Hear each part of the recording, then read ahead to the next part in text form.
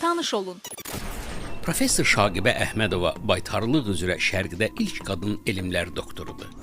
Bu ad soyadı eşitmişdiniz? Bəlkə də hardansa sizə tanışdı. Az tanınmışlar rubrikası İctimai Radioda.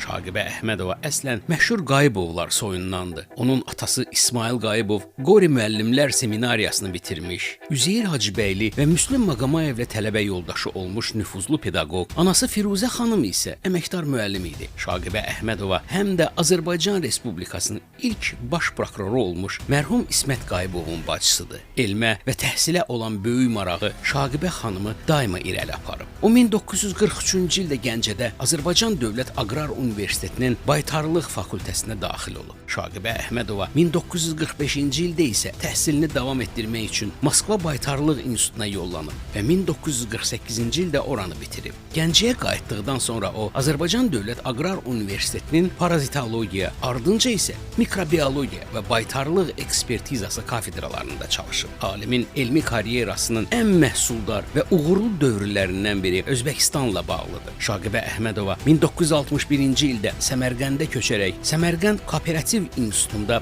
dosent və professor vəzifələrində fəaliyyətə başlayıb. O 1965-ci ildə Sankt-Peterburqdakı Baytarlıq İnstitutunda doktorluq dissertasiyasını müdafiə edərək Şərqdə baytarlıq üzrə ilk qadın elmlər doktoru dərəcəsinə layiq görülür. Şaqibə xanım Səmərqənddə çalışdığı institutda 1965-ci ildə mikrobiologiya və qidalanma fiziologiyası kafedrasının ilk rəhbəri, 1967-ci ildə isə elmi işlər üzrə prorektor vəzifələrinə təyin edilib. Eyni zamanda fəal ictimai xadim kimi fəaliyyət göstərən professor Şaqibə Əhmədova Səmərqənd Şəhər Sovetinin 2 dəfə deputatı seçilib. Elə bu səbəbdəndir ki, 2025-ci ildə Səmərqənd İqtisadiyyat və Servis İnstitutunda onun xatirəsini əbədiləşdirən xüsusi auditoriyanın açılışı baş tutub.